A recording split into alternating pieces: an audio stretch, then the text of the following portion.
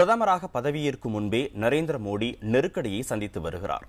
பதவியேற்பு விழாவில் பங்கேற்க இலங்கை அதிபர் ராஜபக்சேவுக்கு அழைப்பு விடுத்ததில் இருந்து தொடர் கண்டனங்களுக்கு ஆளாகி வருகிறார் நரேந்திர மோடி. பதவியேற்பு நிகழ்ச்சியில் ராஜபக்சே பங்கேற்க கூடாது என்ற எதிர்ப்பு குரல் தமிழகத்தில் ஓங்கி ஒலிக்க தொடங்கியிருக்கிறது. திமுக தலைவர் கருணாநிதி வெளியிட்டுள்ள அறிக்கையில் நரேந்திர மோடி பதவியேற்பு விழாவிற்கு வருமாறு ராஜபக்சேவிற்கு அழைப்பு அனுப்பப்பட்டிருப்பதும் அவர் அந்த விழாவில் கலந்து கொள்ளவிருப்பதும் தமிழ்நாட்டு மக்களாலும் உலக தமிழர்களாலும் ஏற்றுக்கொள்ள இயலாத ஒன்று என குறிப்பிட்டுள்ளார். இலங்கையை நட்பு நாடு என தொடர்ந்து கூறி வந்ததால் மத்தியில் இருந்த காங்கிரஸ் அரசு சந்தித்த எதிர்வினையை அனைவரும் அறிவர்.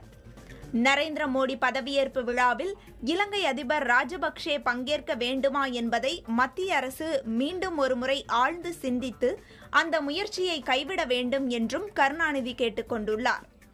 அதேபோல டெல்லியில் நரேந்திர மோடியை சந்தித்த மதிமுக பொதுச் செயலாளர் வைகோ பதவியேற்பு விழாவில் இலங்கை அதிபர் ராஜபக்சே கலந்து கொள்ளக்கூடாது என வலியுறுத்தியுள்ளார். லட்சக்கணக்கான தமிழர்களை இலங்கை அரசு கொலை செய்திருக்கிறது. ஆகவே சிங்கள அதிபர் இங்கே வருவது என்பது கோடிக்கணக்கான தமிழர்களின் மனவேதனை, கண்ணீர் ஒரு பக்கத்தில், இன்னொரு பக்கத்தில் கும்மாளம் போடுகிற ராஜபக்சே ஒரு பக்கத்தில். எது வேண்டும் உங்களுக்கு? எதை தேர்ந்தெடுக்க போகிறீர்கள்? உங்கள் அரசு வலுவாக இருக்க வேண்டும் என்று விரும்புகிறவன் நான். உலகமே உங்களை எதிர்நோக்குகிறது. உங்களுக்கு பக்கபலமாக இருக்க விரும்புகிறேன் நான், உங்கள் அரசுக்கு பக்கபலமாக. ஆனால் ஒன்றை தேர்ந்தெடுத்துக் கொள்ளுங்கள். கோடிக்கணக்கான தமிழர்கள் ரணத்தோடு 19 தமிழர்கள் தீக்குளித்து செத்திருக்கிறார்கள். இதெல்லாம் உங்களுக்கு தெரியாது. இவ்வளவு தமிழர்களின் வேதனை, கண்ணீரோடு உங்கள் பதவியேற்பு விழாவா? பதவியேற்பு விழாவில் இத்தனை கோடி தமிழர்கள் நாங்கள் கண்ணீர் விட எங்கள் மக்களை கொன்றவன் கும்மாளம் போட்டு கொண்டு வந்து உட்கார்வதா? இது தொடர்பாக பாமக நிறுவனர் ராமதாஸ் வெளியிட்டுள்ள அறிக்கையில் ஐநா மனித உரிமை ஆணையரின் போர்க்குற்ற விசாரணையை எதிர்கொண்டுள்ள ராஜபக்சேவை பெருமை மிக்க இந்த விழாவிற்கு அழைப்பது தவிர்க்கப்பட்டிருக்க வேண்டும் என்று குறிப்பிட்டுள்ளார். மேலும் தமிழக மக்களின் உணர்வுகளை மதித்து நரேந்திர மோடி தலைமையிலான தேசிய ஜனநாயக கூட்டணி அரசின் பதவியேற்பு விழாவில் பங்கேற்க ராஜபக்சேவை அழைக்கும் முடிவை மறு ஆய்வு செய்ய வேண்டும் என்றும் அவர் வலியுறுத்தியுள்ளார். ஆனால் மோடி பிரதமர் பதவியை ஏற்கும் முன்பே தமிழகத்தில் உள்ள சில அரசியல் கட்சிகள் திட்டமிட்டே எதிர்ப்பு அலையை ஏற்படுத்துவதாக பாரதிய ஜனதா கட்சியின் மாநில தலைவர் பொன் ராதாகிருஷ்ணன் குற்றம் சாட்டியுள்ளார். மோடியுடைய ஆட்சி இலங்கை தமிழர்களை காக்கக்கூடிய ஆட்சியாக வர இருக்கிறது.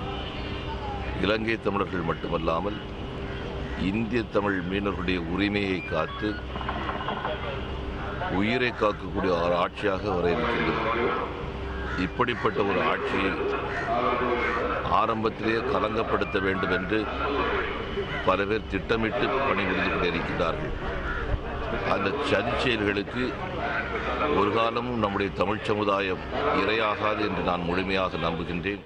அண்டை நாடு என்ற அடிப்படையிலேயே இலங்கை அதிபர் ராஜபக்சேவுக்கு நரேந்திர மோடி பிரதமராக பதவியேற்கும் விழாவில் பங்கேற்க வருமாறு அழைப்பு அனுப்பப்பட்டுள்ளதாக இந்திய வெளியுறவுத்துறை செய்தித் தொடர்பாளர் அக்பருதீன் தெரிவித்துள்ளார். இந்த விழாவில் பங்கேற்பதை சார்க் தலைவர்கள் உறுதி செய்துள்ளதாகவும் அவர்களுக்கு மே 27ஆம் தேதி மோடி விருந்தளிக்க உள்ளதாகவும் அவர் கூறினார். I can say, as the Ministry of External Affairs, we take a whole of government and a whole of India approach. And it was based on that approach and understanding that an invitation was sent to a close and friendly neighbor, that is Sri Lanka.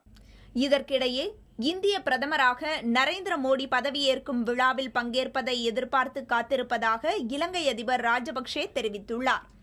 அதே நேரத்தில் தன்னுடன் India வருமாறு ராஜபக்சே விடுத்த அழைப்பை வடக்கு மாகாண council முதல்வர் விக்னேஸ்வரன் நிராகரித்துள்ளார். இது தொடர்பாக அவர் இலங்கை வெளியுறவு அமைச்சர் GL பெரிஸிற்கு அனுப்பியுள்ள கடிதத்தில் வடக்கு மாகாணத்தில் இராணுவத்தினரின் கட்டுப்பாடுகளால் மக்களின் நடவடிக்கைகள் கட்டுப்படுத்தப்பட்டுள்ளதாகவும் அழைப்பை தாம் ஏற்றுக்கொண்டால் உண்மை நிலையை மறைத்ததாக அமையும் என்று குறிப்பிட்டுள்ளார். புதிய தலைமுறைக்காக செய்தியாளர் குழு. இலங்கையில் நடந்த போர்க்குற்றங்கள் குறித்த ஐநா மனித உரிமைகள் ஆணையத்தின் விசாரணைக்கு அந்நாட்டு அதிபர் ராஜபக்சே ஒத்துழைக்க இந்தியா நிர்பந்திக்க வேண்டுமென சர்வதேச மன்னிப்பு சபை வலியுறுத்தியுள்ளது. பதவியேற்பு விழாவிற்கு டெல்லி வரும் ராஜபக்சேவிடம் புதிய பிரதமராக பொறுப்பேற்க உள்ள நரேந்திர மோடி இதுகுறித்து விவாதிக்க வேண்டும் என சர்வதேச மன்னிப்பு சபையின் இயக்குநர் சசிகுமார் வேலட் கேட்டுக் கொண்டுள்ளார்.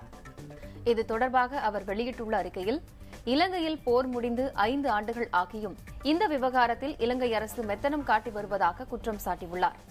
சர்வதேச நாடுகளின் விசாரணை மூலம்தான் பாதிக்கப்பட்ட மக்களுக்கு நீதி கிடைக்கும் என்றும் தாம் நம்புவதாக அவர் குறிப்பிட்டுள்ளார். சர்வதேச நாடுகளின் விசாரணைக்கு இலங்கை அரசு ஒத்துழைக்க மறுப்பதால் புதிய பிரதமராக பொறுப்பேற்க உள்ள நரேந்திர மோடி இலங்கை அதிபர் ராஜபக்சேவுக்கு நெருக்கடி தர வேண்டும் என சசிகுமார் வேலாட் கேட்டுக் கொண்டுள்ளார்.